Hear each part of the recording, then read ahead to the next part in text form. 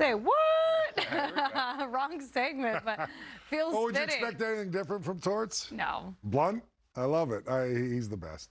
I think it's right to the point. Hilarious. Listen, you were on hand last night as everything was unfolding. How would you describe the atmosphere? Yeah, I mean, it was crazy because during the first period, you started seeing it during a break, these tweets coming out on this happening, right? Or that Danny Briere, the Flyers GM, is going to be speaking at intermission. And so I go out to use the restroom intermission, and there's a big media scrum up there with Danny Briere speaking, and you saw what he was saying right there. And just all the reporters, everybody covering the Flyers, just quite the buzz up there.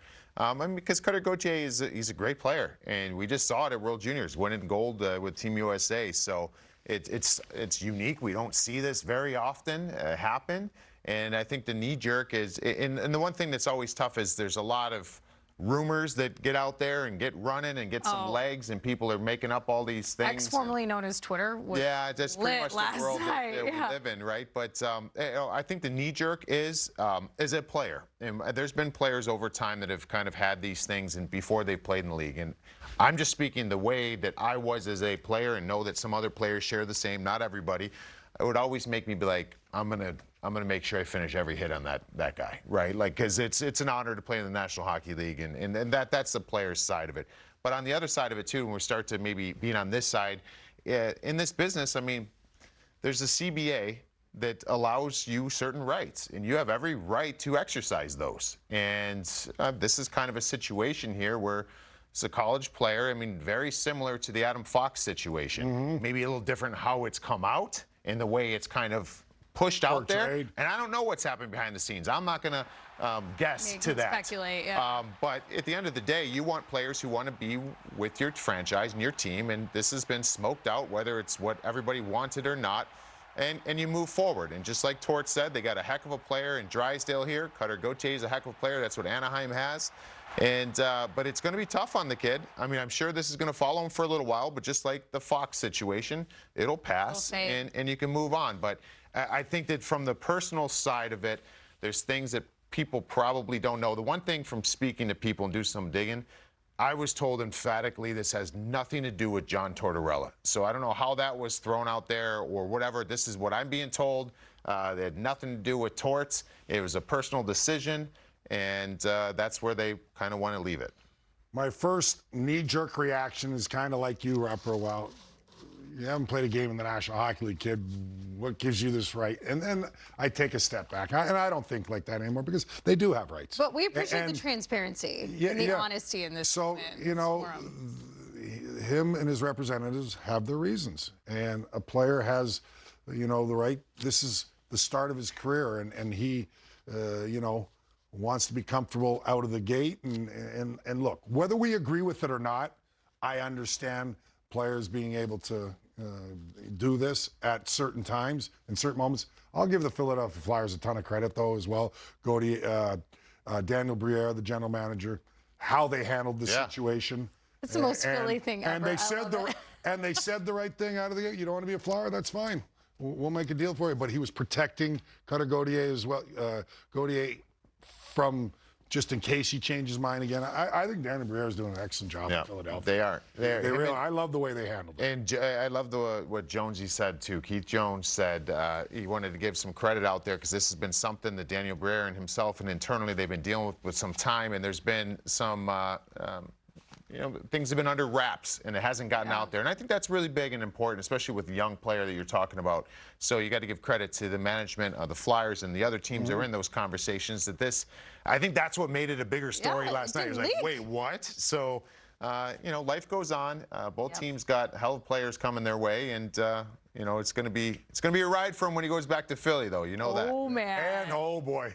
Like I said, those fans will be licking their jaws. It seems the kid's confident enough to handle what's next to come, obviously. But my old buddy and teammate and roommate, Pat Verbeek, the general manager of the Anaheim Ducks, obviously thinks very highly of this young man. I wish him nothing but the best. I hope he goes on and has a great career. And I love the way Philadelphia handled it. And they're getting a really good young defenseman. But Beaker, he's excited about this. Well, about this Cutter Gauthier. When we I'll get tell you that. when we get in these situations and we kind of don't know where to go, I'd love to get your boy Beaker on the phone, but I think he's busy right now. So we'll get a guy who's also very busy. And I want to phone a friend here with some help from our friends at AT&T. Let's call up a guy who let's just be frank, knows everything in the business. There you go. Elliot, how you doing, buddy? Let us in on this. Like, where are we thinking here? There's a lot of rumors, a lot of this, a lot of that.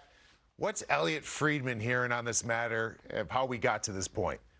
Well, first of all, guys, I thought that was a really good segment. I just wanted to tell you first. And, you know, I was hearing you guys saying you hate rumors. Well, it's good that you're putting me on. That's what I deal with. You know, honestly, I admit I was shocked as everybody else was last night. You know, the Flyers said they've been dealing with teams about this for a while. This really didn't get onto my radar until the end of last week. And when I heard that, you know, some people called me from overseas and said, you know, there's rumors here the Flyers can't get an audience with Gauthier and can't talk to Gauthier. And at the time, people were really trying to downplay it because they were playing for the gold medal and then they won. And they didn't want that to overshadow the whole celebration and the gold medal game itself. And I was planning on getting back to it today, and they made the deal. So it did catch me by surprise. Now, I'll say this. I heard what you said about Tortorella. And, Mike, that has been denied to me, too, that Tortorella was the reason. I think the challenge that Gauthier has here is that until he comes out with an explanation, and there's a chance he never does it, but until he comes out with an explanation, no one is necessarily going to believe it. So you and me and others can say that maybe it's not Tortorella, and people are saying it's not Tortorella, but I don't think everyone's buying that. And that's something that Gauthier is going to have to deal with. This is what I can tell you guys. I heard at the end of last season, the Boston College season ended in March. They were knocked out on March 11th. And sometime after that, there was a conversation between Gauthier and the Flyers about joining the Flyers for the rest of this year. And it's not like the Flyers didn't want him. They loved him. They really liked Gauthier a lot as a player, and they felt he had a big future in their organization. But at the time, they were on track for $1.2 million in bonuses overage for this year that was going to cost them against this year's cap. There was a $212,000 potential for Noah Cates, an overage bonus if he made the all-rookie team. And I think they were just being very careful. And I think at the time they said to him, you know, I think they broached the possibility of finishing the year on an AHL PTO. I don't know that for sure, but I've heard rumors about it. They just said, we don't know if we can start your NHL contract now. But they told him, you're a big part of our future. We think you can have a spot on this team next year. They didn't promise him anything, but they told him, if you play like you're capable of, there's no reason you can't be on this team next year. They didn't want to use his ELC now, or they didn't want to use his ELC at the end of last year.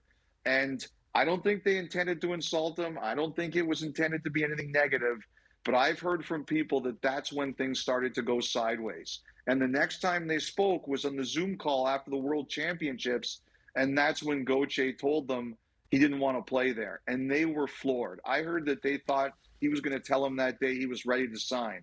So somehow I think, guys, that conversation at the end of last season's Boston College year and whether or not he was going to play at the end of last year, that sent things in a direction. And I don't think it was intentional. I think the Flyers are shocked about how it was received. And, you know, but the one thing I would say, guys, is I think he should have given them an explanation. I think he should have told them this is the reason. Because I think if the Flyers knew that that was the reason, they would have found a way to fix it. Wow, the plot thickens a little bit with that bit of information. Elliot, we had a follow-up, but you covered all the bases. So we appreciate you and your insight. By the way, hair, turtleneck on point. Very nice. It'll never happen again, LG. I'll look much more disheveled the next time I come on. Well, hey, you knew after last night you're going to be the man on a mission today.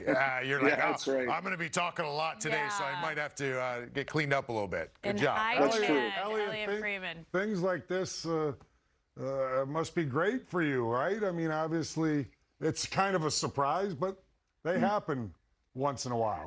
You know, I got to tell you, Ken, it has been a crazy season.